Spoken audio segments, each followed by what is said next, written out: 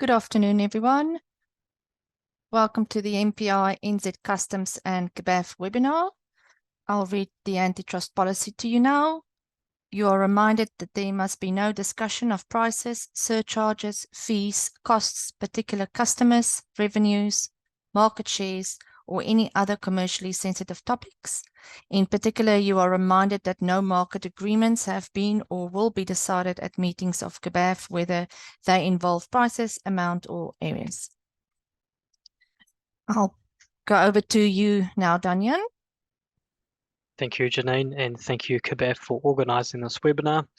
Good afternoon and welcome everyone to this joint MPI and Customs DTR Sea Freight project webinar on 25th October 2023. The purpose of today is to give you a quick update on where we're at with DTR, take a deep dive into DTR versus ITR scenarios, and then we'll open it up for questions at the end. On the panel, I have with me Carlos and Dunya from MPI, Arif and Peter from New Zealand Customs, and Emma from CBAF.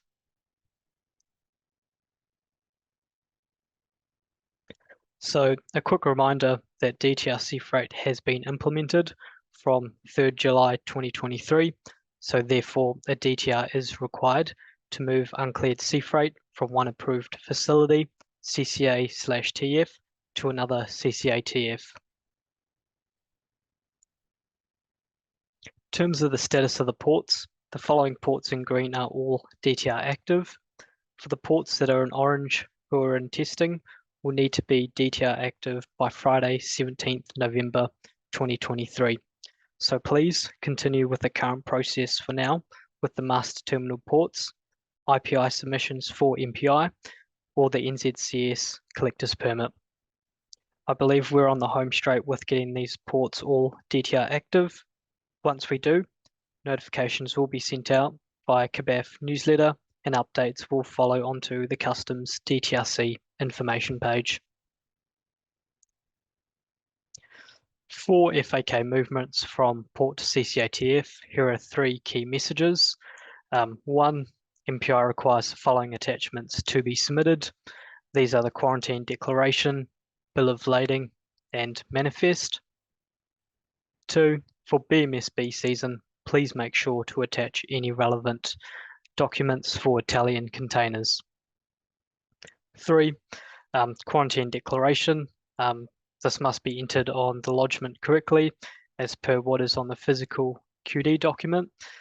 Example provided here is yes, yes, no, no, no. So please also make sure the QD is entered against each consignment. So the DTR dashboard and error rates. The dashboard on the left represents the total percent of errors received each month across all DTR submission types, FAK, LCL, and port-to-port transshipments via sea. For August 2023, we received just over 2,400 DTR submissions, and out of all those, only 6.25% contained errors. Great result. But an even better one is September 2023. Overall DTR submissions received close to 2,200, error rate 5.88%. For October, we're currently at 6.76% and improving. So overall, very well done, and let's continue with the great results. The dashboard on the right is only applicable for FAK submissions and is around the DTRs requested for movement off port with no documents attached. As at 24th October, we have received a total of 1,151 FAK submissions, with only 43 DTR submissions without docs. So overall, we're looking very good, and please continue to include documents in your submissions. Moving into the core topic of today, international transshipment requests, ITR versus DTR. The following slides contain scenarios that outline when to submit a DTR, ITR, or IPI, also known as the Primary Industries Import Declaration, for the movement of containers or cargo that are to be internationally transshipped but may have to enter New Zealand prior to be exported. I'll now pass over to Carlos to take us through these. Cool, thanks, Daniel. So as Daniel mentioned, so this table that we're going to go through is just some of the scenarios around when to submit a ITR versus a DTR, because there are many cases where goods which are being internationally transshipped have to move domestically first, whether it to be moved to a facility to be held prior to moving out or waiting for a vessel and things like that. So there's a table and there's some visual scenarios. So yeah, we'll go through this table here. So under scenario 1, so first line there, we have port to port going overland. So this is where a container or cargo is being discharged at a port and then it has to move to another port, but it's moving overland via road or rail. The transport type, if it's a FCL or break bulk, then for MPI, we're going to be asking for a IPI lodgement for that movement. Kind of similar to what we've done in the past. You'd have to attach QD documents and any other relevant documents for that movement. And then for customs, it's going to be a DTR request. So MPI will decline the DTR movement, and that movement for MPI will be based on the BACC. So by submitting the IPI lodgement and the DTR request, the holes will be removed from the port, and then that will be allowed to move.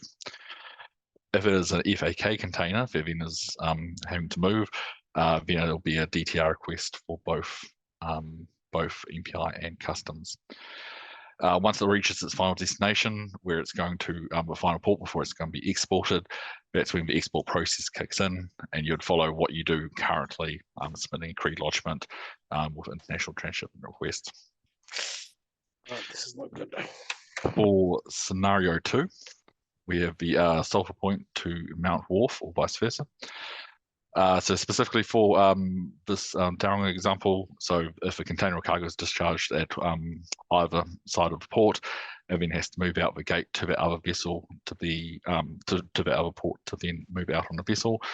Then in both cases, it's a ITR request for both agencies. Prior to movement, there'll be a 6-side external inspection of the container or cargo by MPI before it moves out of the gate, and then overland across to the next port to be exported out.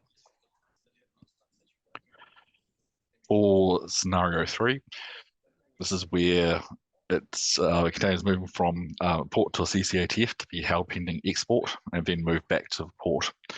So the container and cargo needs to be moved off the port to a CCATF to be held waiting for the export vessel to arrive before moving back to the port. So again, this will be for FCL break bulk, IPI lodgement for EPI, a DTR request for customs. And if it is a FAK container and is moving to a CCATF, then a DTR request can be made for both, one DTR request will be made and both agencies will approve that.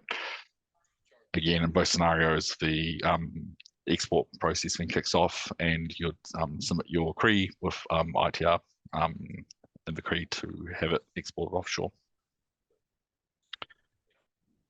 Going to the next slide, Daniel.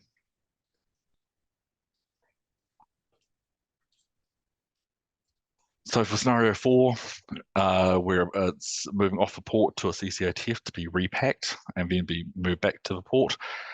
So the container needs to be moved off the port to a CCATF to be repacked into a different container and then taken back to a port for export. So this is possibly in those cases where container is damaged, it needs to be repacked. So it's not actually going to have an import declaration coming into New Zealand because it's not staying here. Then again, you follow the depending on the transport mode, whether it's FCL or FAK, and then the movement type to move it off the port.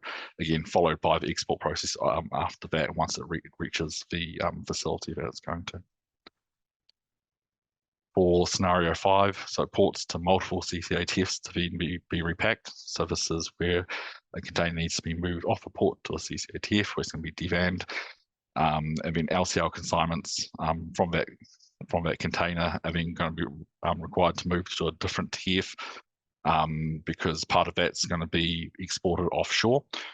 So if a FAK container comes in and it goes to a facility, it gets unpacked, and then one consignment in there for your company then needs to be moved from that CCATF back to your CCATF for export. So FAK container movement will be on a DTR request for both agencies. And then there'll have to be a DTR request for the LCL movement to move it from, just like the LCL movements now, to move it domestically inland from one CCATF to another CCATF. And then the export documents, export lodgements need to be lodged for that to move back to the wharf and then out again. For scenario 6, a movement within a port from one facility on the port to another. So the container cargo needs to be moved between two facilities on the same port to be exported. It's just going to be an ITR request for both agencies. And for movement within a port to another facility on a port to be unpacked for export. So this could be a scenario where you have like ship stores that are coming into a port that then need to be moved to another location on the same port. But it requires a supervised debanning if it's for things like cruise ships. Then it'll be an IPI lodgement for MPI because it has to have that authority for a supervised debanning, and an ITR request for customs. If we jump onto the next slide. So for each one of these scenarios, it'll be followed in this document, it'll be followed by a visual. So you can kind of choose which scenario is applicable to the cargo that you're wanting to be moved, and I'll have a flow diagram of essentially what to submit and what to expect as a result.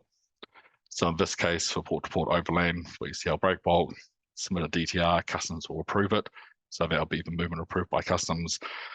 MPI will not approve it, so I'll decline it, and then IPI lodgement has to be submitted. There'll be a BACC issued with that movement direction, which will be movement approved. Once it gets to that facility that's been directed to, then you'd submit all your export cargo like normal with the ITR request for that cargo to then leave New Zealand. So we're not showing for every single scenario here, but this is an example, and all the scenarios and the table will be put up onto the customs website probably within the next week or so, under the DTR page, so you'll be able to view it there.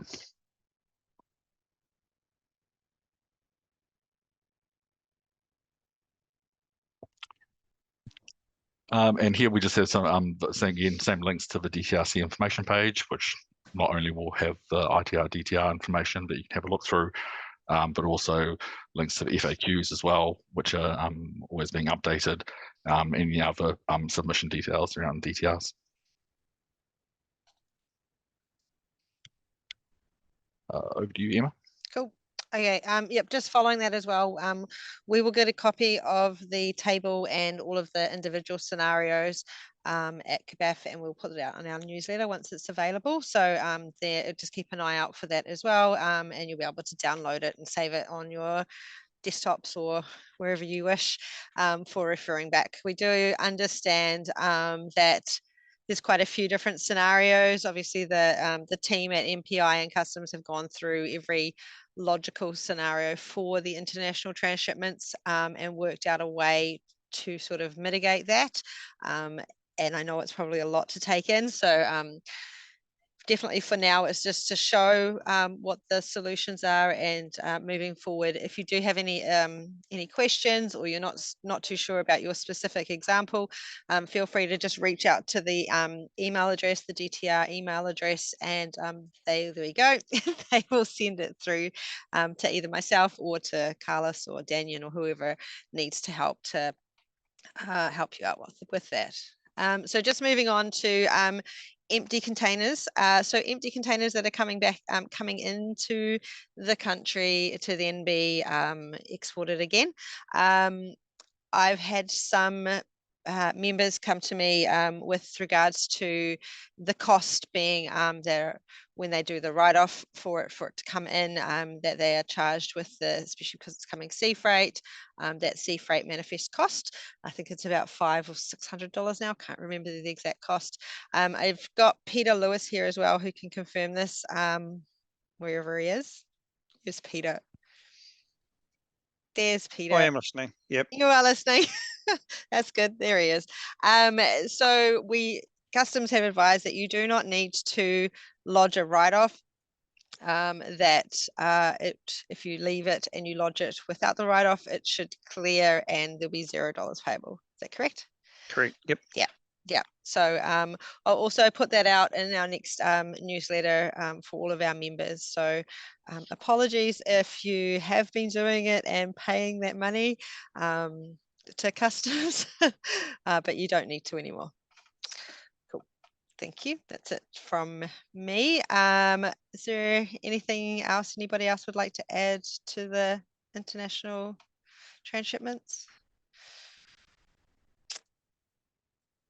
Nope. Okay. We can open up. We'll stop here for a minute and just open up for some questions.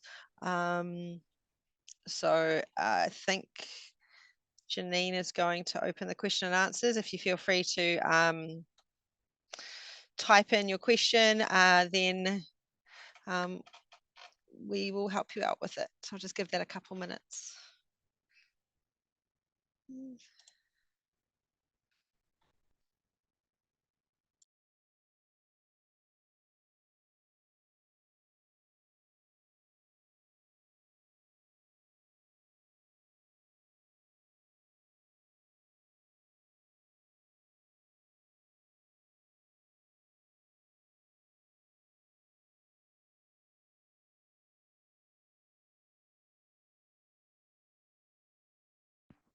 Okay, so we got one here from Dan. Hey, Dan. When will we be able to lodge one DTR for multiple transport depots, as we're currently getting a fatal error? Carlos? Maybe? Yeah, currently there's some hardcore rules within TSW to not allow for that. But it is on the backlog of work to do to look into actually getting that removed. Now that we've got some changes made on the MPI side, that we should be able to allow for that. So it is there. It's just being prioritized as a piece of work that will happen. But I don't have an exact date on when that is going to happen, but it is being worked on.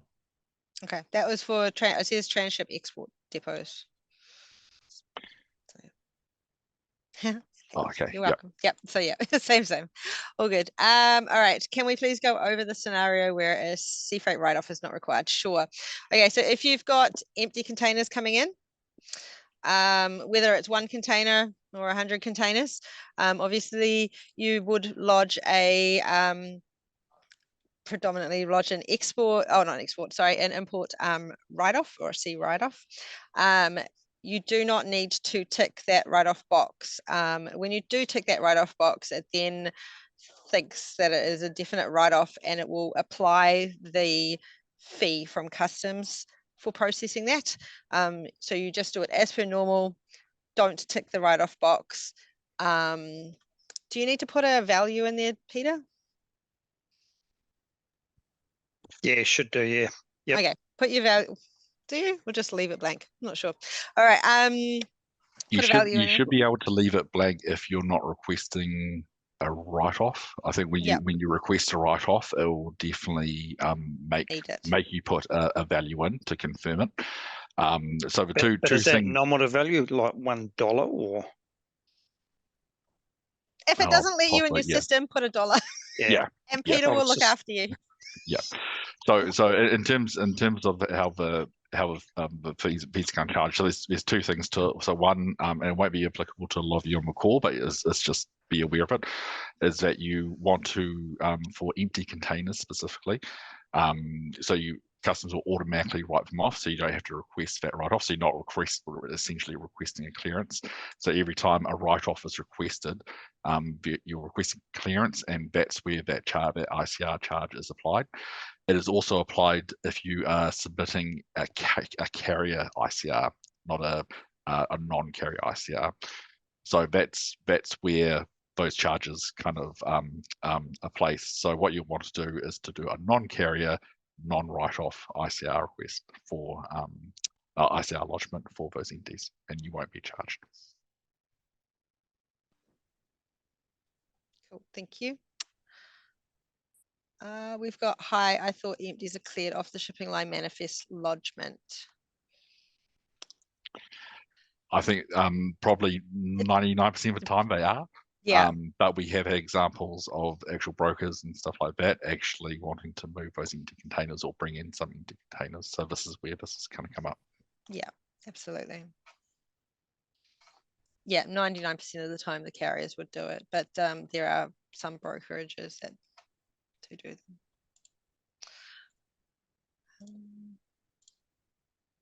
Okay, I'll just leave it for one more minute just in case there's any late questions, and then we can move on to the next part.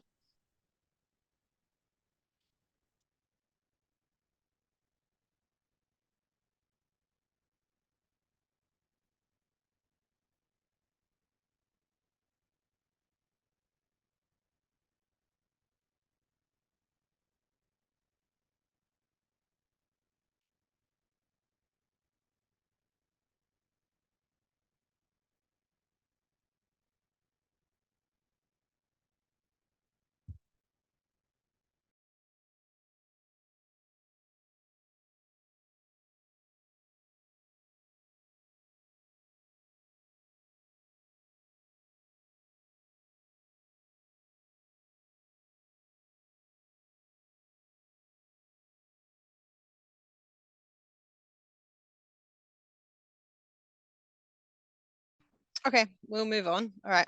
On to business continuity for TSW. What happens if TSW goes offline? So we've got Dunya from MPI with us and Peter from NZ Customs, which I will hand over to you to go through. Thank you. Hi everyone, it's Donya here. I don't have a presentation. I'm hoping that Daniel's got it. Yep, just share my screen. Cool. One Thank you, second. thank you. Thank So you. the main, just to start off with, while he's bringing it up, our main, both for customs and MPI, is that we don't want to hold up logistics and provide really good guidelines around what we consider urgent goods. And I think we've come to a really good list and some pretty easy to remember instructions. Alongside this process, we've also engaged with the ports and going through all ports to see how that pans out for them, if they've got any issues. So at this point in time, we just want to ensure that everyone understands what we're proposing to do, understands that in an outage, there may be some things that an agent needs to watch out for, especially with held containers or containers that may have already been cleared or that you think are cleared, but the ports are holding them. So those are the sorts of things that I want to make sure everyone understands that, oh, okay, you know, ins and outs. So look, it's been summarized here in this beautiful spreadsheet, and that's the sort of scenarios I just want to go through. Just so you know, because I made the mistake as well, is the yellow line at the bottom is the urgency criteria, which is the list at the top there where it says urgent. Yep, thank you. And it is applicable right from the start. If you could just go to the start there of any of those lines. So column B, yes, yep, cool, takes place from the start of the outage. Cool, thank you. I'll hand over to you now, Daniel. Thanks. Excellent, thanks, Dunya. So essentially, we've mapped out here the FAKs from port to CCATF, the FCLs from port to CCATF, and LCLs from CCATF to CCATF. We also do have the port-to-port via inland and port-to-port via sea, but that probably doesn't concern you guys as much. So essentially, we've broken it down into under 4 hours, after 4 hours, after 1 day and after 2 days, followed by the action that's required. So if we look at the FAKs from port to CCATF scenario, if TSW does go down, essentially we've got here no action, wait for TSW resolution, but MPI and customs will start accepting the urgency criteria during business hours. So that just goes back to the urgent goods that MPI and customs have a list of. Yeah, so we'll continue with that. In terms of after 4 hours and after 1 day, there will be no actions required. We'll just wait for the TSW resolution. And once we hit 2 days, that's when we'll look to process containers or cargo that's not covered under the urgency criteria. And agents must apply this via email for this. And a manual application form will need to be sent through to the target evaluation team, where we've supplied the emails, as well as to customs service delivery. And then approvals will be given via the BACC and through customs instructions or directions to the port or the CCATF.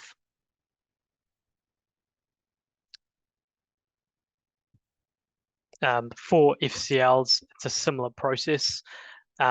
We will, I guess, after the 4-hour mark, customs and MPI will accept the urgency criteria during business hours, but essentially it will take place right after the start of the outage, as we've highlighted in yellow. After the 1 day mark, no actions, just wait for the TSW resolution. And similar to the FAK process, we'll do the same after 2 days and follow the same action points as mentioned above for FAK.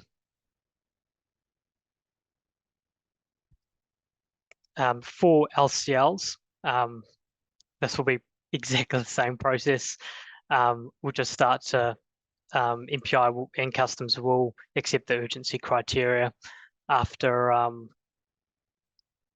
4 hours, essentially, and no actions will be required. We'll just be waiting for the TSW resolution. And then after 2 days, we'll look to process DVAN LCL cargo that's not covered under the urgency criteria. And a similar process will be as for FAK and FCLs with submitting to target evaluation and customs service delivery. So that's currently what we have as a draft BCP. Would be very keen to hear your insights around this. If you can just scroll back up, Daniel, I just want to go through the urgency. So urgent goods are perishable goods, life or death situation, parts for broken plant machinery, freight that requires refrigeration or freezing, or sea freight that that needs to be already arrived, freight that is urgently required for human or animal health reasons, freight that is live, such as plants and animals, freight that is incurring demurrage within 24 hours, and then also during the current or next BMSB season, current at the moment, freight that is break bulk, can't really read that, from Schedule 3 countries and arriving within 2 working days, so non-containerized being the risk there. So so that's the requirements for urgent. Anything outside of that, obviously as time ticks on, I would imagine we'll be getting closer, or you'd be getting closer to incurring demurrage. So eventually you'd be able to ask for it. It's just so you don't, MPI and customs don't have thousands of BACC manual requirements being completed all at once.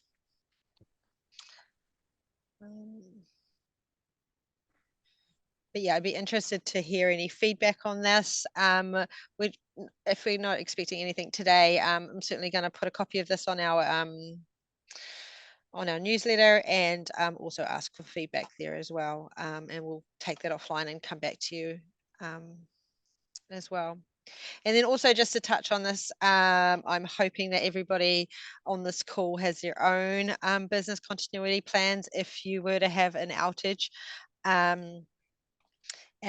Something that we've been talking with MPI and Customs about as well, and something that I'm very keen to have a webinar on. And so I'd love to gauge interest on that as well. I'll put a little poll out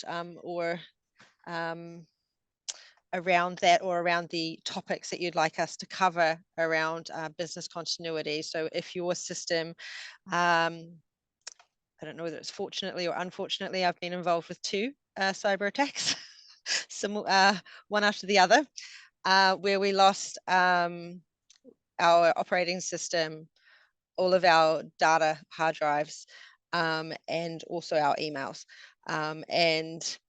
We lost that for the first time for, I think it was a few days, and then the second time was 2 weeks. So just if you were to think about yourselves and your company, how you would operate, what backups you have in place, what contingencies you have in place as far as emails go, phones, if your phones are actually on Teams now, as a lot of companies are doing, and then you no longer have the ability to access that because it's part of your laptops or computers. So it's something that we really want to sort of focus on. It's definitely quite a sensitive topic, but I would love to have your feedback, any questions around that you'd like us to investigate and come back to you with on best practice, things like that as well. So we'll just open it up for questions. Hi, it's Dunya here again. I just have one more thing just to point out. You're probably wondering why we talked about the 4 hours. What's so special about 4 hours? Why is it not 3, 2, or 1 minute? It's because we did actually had a look at the length of the outages, and I don't know, Carlos, was it 95% of outages around? So not 95% 95? of all unplanned TSW outages were resolved within 4 hours of that outage being identified. So in the past year, or the past couple of years, virtually all the outages were resolved right on that, or just before or just after that 4 hour mark. So that's why we have that 4 hour standby period in place. There's only been, I think it was about 2 or 3 years ago, there was only one instance where TSW went down for about 2 days, which was a very big outage.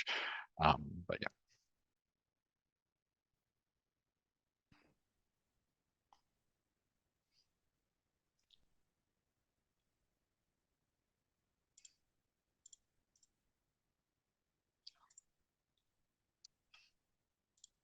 Oh, no questions. I will be adding all of this information into our newsletter. Can't promise if it's going to be today's or tomorrow's, so keep an eye on your emails. But otherwise, we would love to have your feedback on this, especially around the BCP for the DTR movements. And there's one in place anyway currently for air freight, if and when that was to have outages.